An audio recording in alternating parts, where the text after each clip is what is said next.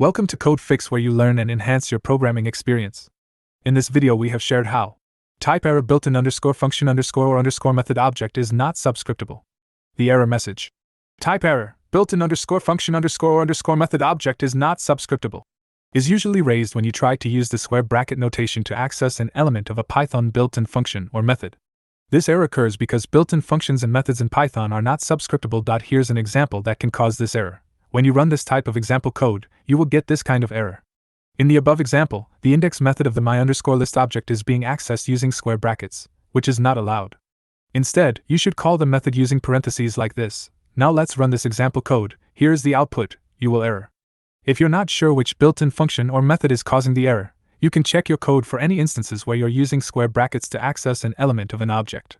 Hopefully this video helps you to sort out the issue you were facing. If you still face problem or need further help, just write in comments. I will reply you as soon as possible. Before you go, if you like this video, you can subscribe for this channel for future videos, which can help and assist you further.